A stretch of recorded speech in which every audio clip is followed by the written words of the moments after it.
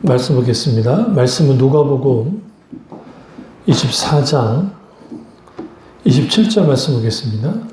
누가복음 24장 27절입니다. 이 모세와 모든 선지자의 글로 시작하여 모든 성경에 쓴 바 자기에 관한 것을 자세히 설명하시니라. 아멘. 또 말씀 하나 더 보시죠. 같은 24장 44절 보겠습니다.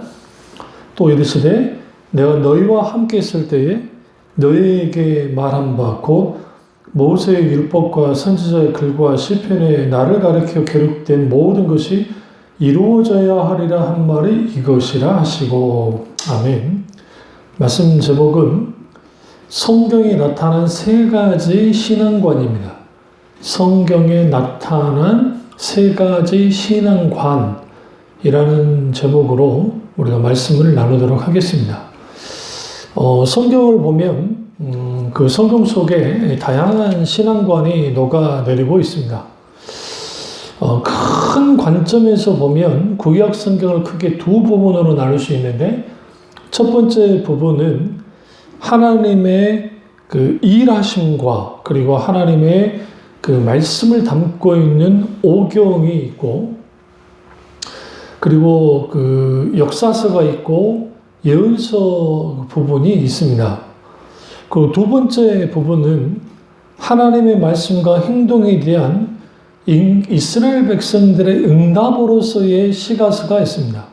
그래서 구약 성경에서의 시가서는 하나님의 그 역사하는 섭리를 통해서 창세기부터 에스더서까지 통해 언약하시고 언약하신 대로 성취하신 역사적 사실에 대한 구약 성도들의 하나님을 향한 찬양의 내용으로 구성되어 있는 게 시가서입니다.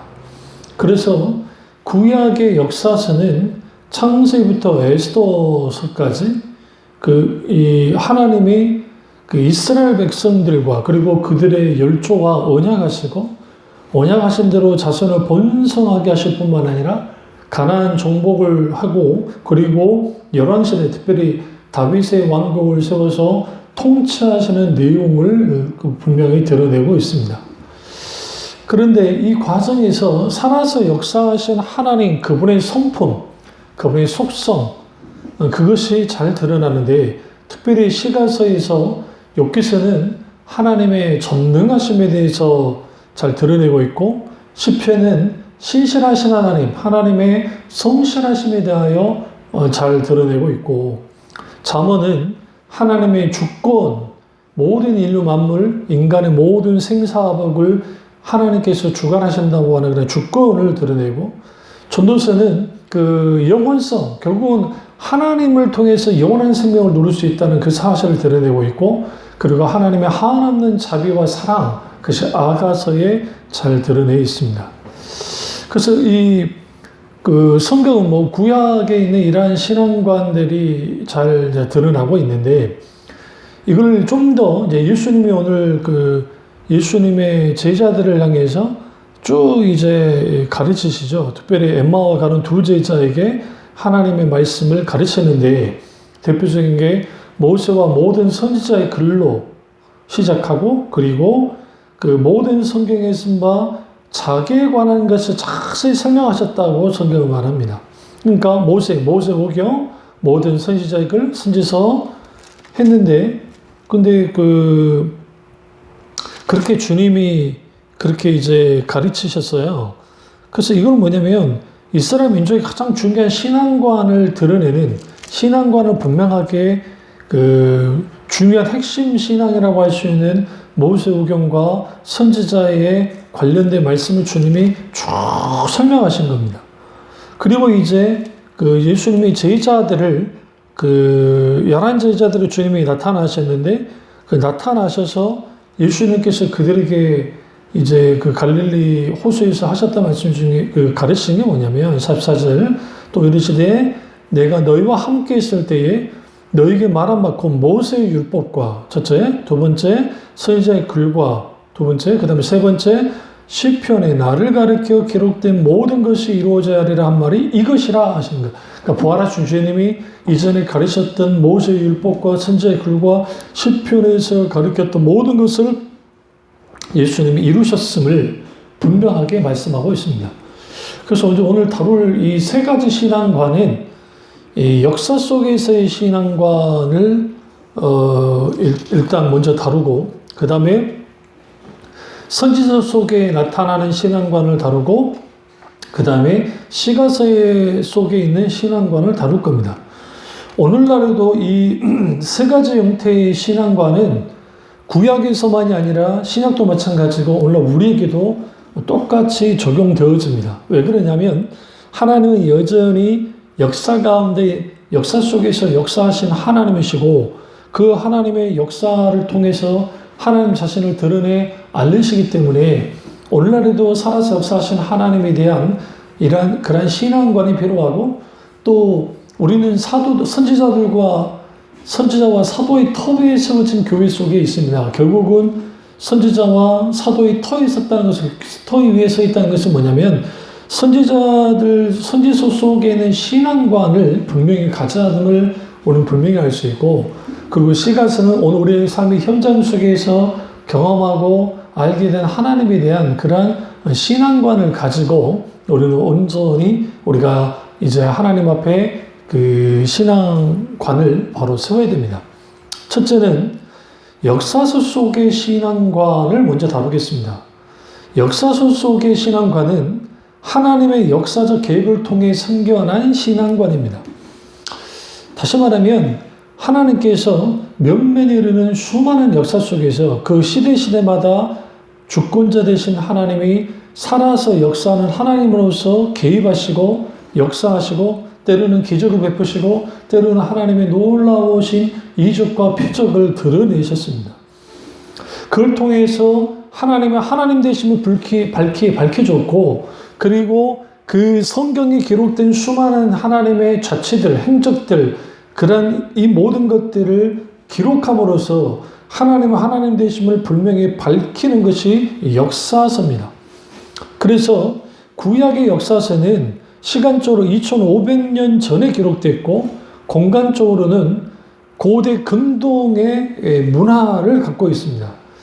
그러니까 이것이 오늘날 우리하고 너무 많은 그 역사적인 개입을 갖고 있기 때문에 그 역사서에 대한 사실상 시간적이고 공간적인 한계가 분명히 있는 건 사실입니다.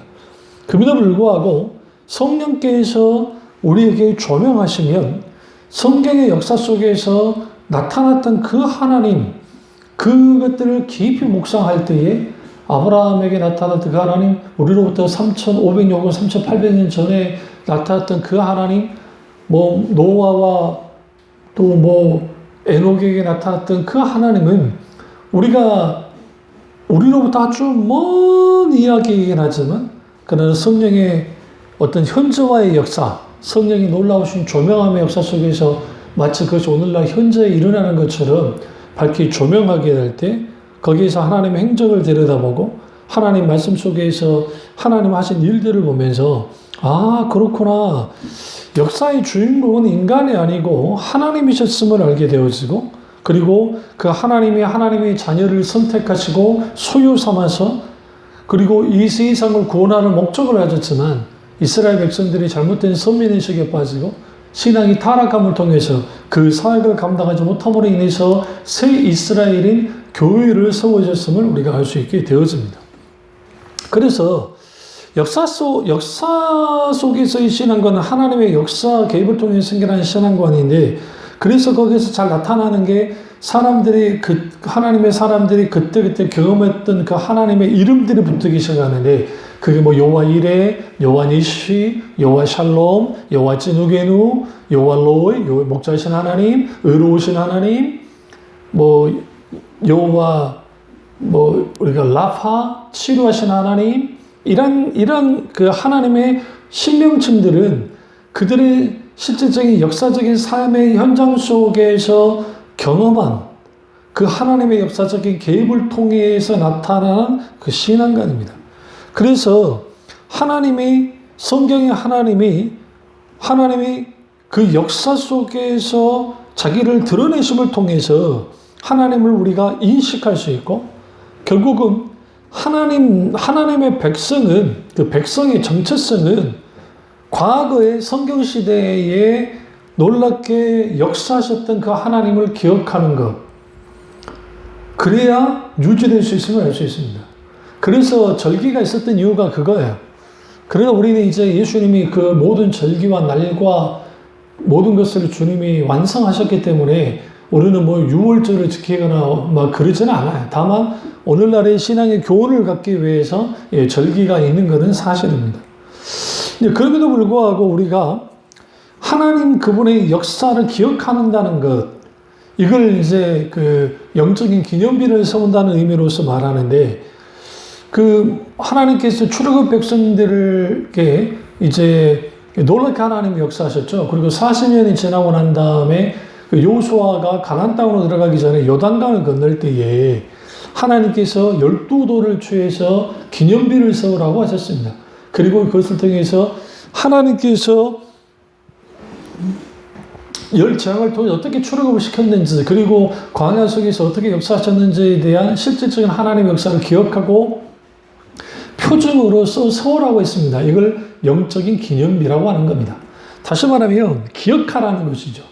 하나님이 하셨던 일들을 기억하는 것, 그것은 단순히 추억으로 떠오른다는 의미가 아니라 그것이 오늘날 과거의 역사이긴 했지만 그것은 살아서 역사하셨던 하나님의 생생한 하나님의 놀라우신 역사하심이었고, 그것을 우리가 다시 기억하고 받아들일 때, 그것을 붙들었을 때 어제나 오늘이나 영원토록 동일하게 역사하시는 하나님, 살아서 역사하신 하나님에 대한 전적인 신뢰와 그리고 그분의 보호와 그분의 인도만을 받아야 된다는 신앙관을 분명하게 갖게 되는 거예요. 하나님 아닌 다른 것을 의지하는 것은 아무 쓸모 없음을 분명히 드러내는 것이 이러한 이 역사 속에서의 신앙관입니다. 그래서 하나님의 자녀가 그 역사 속에서 하나님을 체험하고 경험함을 통해서 하나님을 알게 되어지고, 그리고 그 하나님을 알게 되어졌을 때 결국은 하나님은 우리와 비교할 수 없는 그런 정말 지존하신 하나님이시고, 근데 그 지존하신 하나님과의 관계 속에서 하나님 그분이 가만히 계시는 것이 아니라 기꺼이 인간의 역사에 개입에 들어오셔서 다양하게 역사하심을 통해서 하나님 그분 자신을 알리고, 그 하나님을 경험했던 하나님이 이런 하나님이시다라고 고백한 그 모든 것들이 신앙관이 된 겁니다. 그래서 인간은 결국은 하나님 그분을 경험하지 않고서는, 체험하지 않고서는 하나님을 알 수 없습니다. 하나님을 아는 길은 하나님 그분을 깊이 경험하고 그분을 아는 거예요. 그래서 E.H. 카가, 역사학자가 역사는 과거와 현재와의 대화라고 하는 것처럼 결국은 우리가 역사 속에서 하나님을 잘 들여다보고 그 하나님이 그런 하나님이셨고, 근데 그 여호와의 일의 하나님, 여호와 라파의 하나님, 여호와의 ጭ누게도 의로우신 하나님이 그때 그 하나님으로 끝나는 것이 아니라 오늘날에도 동일하게 역사하는 하나님이라는 것을 분명하게 드러내는 거예요.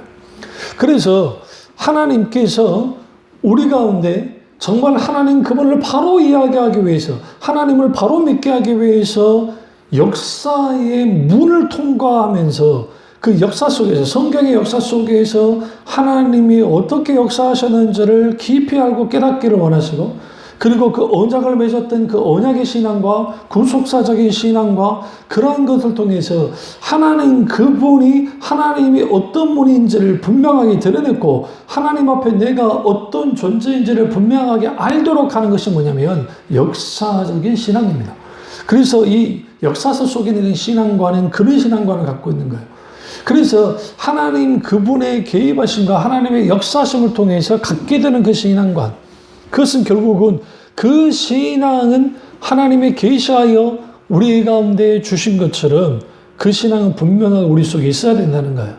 그래서 성경에 이루어진 역사의 개혁은 신앙의 정체성 확립의 수단이 되어지고, 결국은 구약에서의 또 신약에서의 성경의 수많은 스토리들, 이야기는 단순히 어떤 설화나 신화나 아니면 어떤 이야기로서의 어떤 그런 것들이 아니라 사실 하나님의 살아서 역사하신 하나님이 어떻게 세밀하게 간섭하시고 역사하셨는지에 대한 하나님의 발자취이자 하나님의 계시가 분명하게 드러난 것이기 때문에 우리는 분명하게 하나님 하신 일에 대한 기억을 가지고 그것을 분명하게 묵상하고 그리고 그러한 하나님이 나의 하나님이라는 정체성을 가지고 될 때 우리 신앙이 깊이 일어납니다. 그래서 하나님에 대한 기억과 신앙의 정체성은 깊은 관계를 갖고 있고 하나님 하신 일에 대한 우리의 반응, 그게 공동체의 반응, 한 개인으로서 신자로서의 반응, 그 반응을 통해서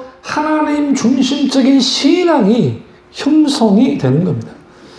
그렇기 때문에 하나님의 역사하심에 대한 공동의 기억, 그것은 곧 성경에서 기록된 수많은 그런 기록들 속에서 그 기억을 갖게 될 때에 하나님의 역사하심에 대한 과거에 대한 기억과 해석이 그 속에 담겨지게 되고 그 해석 속에서 하나님은 이런 하나님이셨다라는 것을 후대의 사람들이 알게 되어지고 그러나 그 후대의 이런 하나님을 알게 된 그 하나님은 과거에만 역사하는 하나님이 아니라 오늘에도 살아서 역사하신 하나님이기 때문에 그 역사적 신앙을 갖고 있는 사람들 속에 오늘날에도 생생하게 사실적으로 실제적으로 우리 가운데 강력하게 영향을 미치는 겁니다.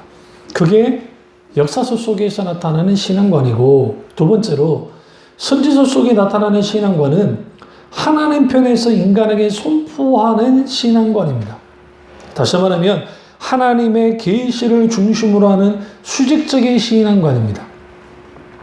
그래서 선지자들이 하나님의 메시지를 전달했습니다.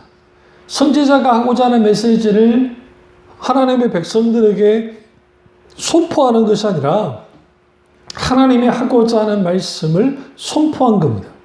그래서 대부분의 선지자들은 이스라엘의 민족이 우상 숭배하고 타락했기 때문에 그러한 시대에 많이 나타났습니다. 그리고 선지자들은 율법을 현재에 적용하고 하나님으로부터 내려오는 계시를 선포했고 또 현재적인 심판의 선포와 동시에 미래의 남은 자를 향한 하나님의 회복의 은혜에 대해서 계속 말하고 있습니다. 그래서 하나님의 직접적인 계시가 선지자들에게 주어졌고 그 계시를 받은 선지자들이 철저하게 이스라엘 백성들에게 선포하고 그리고 그 선지자들의 이러한 철저한 이 선지자들의 선포의 그 신앙적인 배경, 신학적인 배경은 결국은 신의 산 언약에 근거를 하고 있습니다. 그래서 선지서의 핵심은 구속사, 언약의 발전, 그리고 구원의 계시, 심판과 그 구원에 대한 말씀, 그리고 그리스도에 대한 예표, 그리고 우리에게 주어지는 점진적으로 우리 가운데 주어졌던 하나님의 계시들, 그게 이제 구약이든 신약의 상황들 마찬가지, 그 계시가 어떻게 성취되어졌는지를 분명하게 드러내 보여주는 것이 선지서의 핵심입니다. 그러니까 선지서는 아주 그 현실적으로, 실제적으로 실질적인 하나님의 역사에 대해서 강력하게 선포하고 그 동시적으로 미래를 향해서도 분명하게 방향을 제시하는 신앙을 갖고 있습니다. 오늘날의 조국 교회에서의 설교가 소위 그 제사장적인 설교만이 넘쳐나지 선지자적인 설교가 넘쳐나지 않는다고 하는 그러한 가슴 아픈 현실에 대해서 탄식하는 분들이 있습니다. 사실 그럴 수 있는 것이 많은 부분의 설교가 위로해주고 감싸주고 뭔가 힘을 주는 설교에 많이 맞춰 있습니다. 물론 지치고 힘든 소위 교인들에게 그렇게 하는 것은 그 자체는 귀하죠. 그럼에도 불구하고 선지자들의 선포, 선지자들과 사도들의 메시지, 이것이 분명하게 우리는 세워져야 됩니다. 왜 그러냐면 예수님의 설교를 잘 들여다보십시오. 예수님의 설교는 선지자들의 설교가 그대로 이어져 내려오고 있습니다. 예수님의 설교의 3분의 2가 구약을 인용하고 있고 그 중에서도 예레미야와 이사야가 아주 많은 부분을 그 주님이 인용하셨습니다. 이건 곧 무엇을 의미하냐면 결국은 하나님의 말씀은 설교는 성도들이 듣고자 하는 것을 설교를 하는 것이 아니라 단순히 그들을 위로하는 데 맞춰지는 게 설교가 아니라 하나님이 그들에게 하고자 하는 말씀을 하는 거예요. 그러니까 그 말씀이 온전하게 선포되어졌을 때 그 선포된 그 말씀 속에서 우리가 하나님이 우리에게 원하시는 게 무엇인지를 알고 신앙생활을 하는 것, 그것이 선지자 속에 나타나는 신앙관입니다. 그래서 선지자가 계속적으로 하나님 중심적인 신앙에 대한 철저하게 하나님의 선포, 그러니까 그리스도의 예수 그리스도를 통해서 구원이 완성될 거라고 하는 그 메시아에 대한 그 선포가 분명하게 계속적으로 되어 옵니다.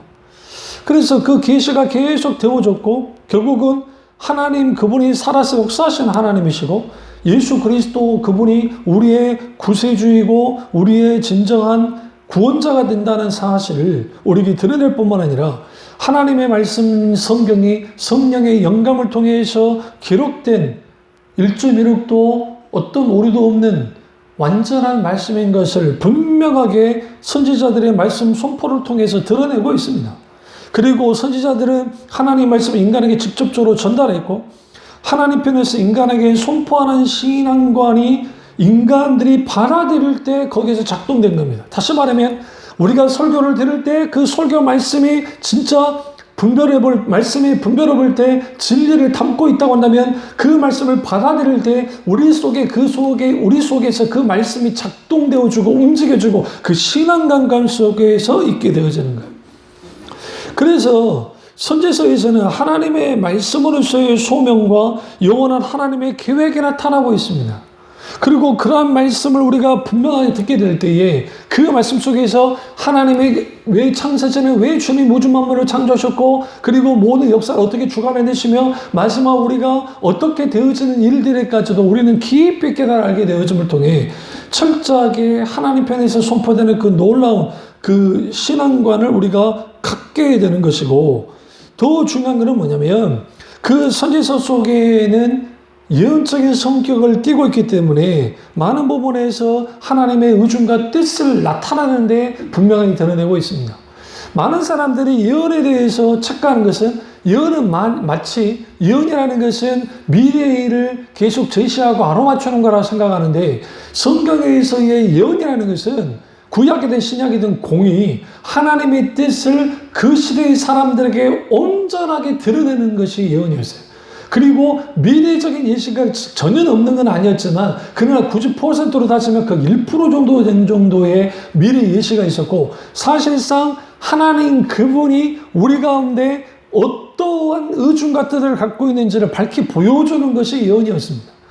그래서 우리가 예언 사역을 한다 할 때에 요나가 그렇고 많은 하나님의 사람들이 임박한 진노에 대해서 선포할 때에 그들은 철저하게 초점이 그 선지서를 읽다 보면 우리가 시제가 좀 재밌는 게 있는데 이미 이사야를 통해서 화했을진저 예수님도 똑같이 바리새인들을 향해서 화했을진저 하신 적이 있는데 그 화했을진저라고 하는 말씀은 이미 심판이 이미 끝나버린 것 같은 그러니까 이미 심판을 행한 것 같은 그런 과거 완료의 시제를 갖고 있어요. 그러니까 이미 다 완전히 심판을 받은 것처럼 아직 심판이 일어나지 않았음에도 불구하고 심판이 된 것처럼 말씀을 선포했습니다.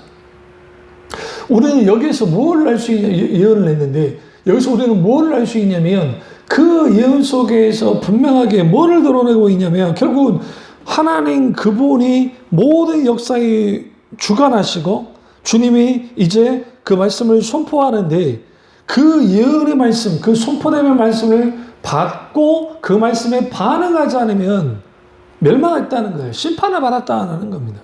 그러면서 선지자 속에 드러난 신앙은 하나님 편에서 인간에게 선포하는 신앙관이고 그 하나님 말씀이 선포될 때 그 계시된 말씀들이 우리 속에 선포되어지고 그 예언의 말씀이 우리에게 주어지기 시작할 때 그 말씀을 받아들이면 우리 속에서 실질적으로 그 신앙관이 바로 세워지고 실질적으로 우리 속에 나타나는 겁니다.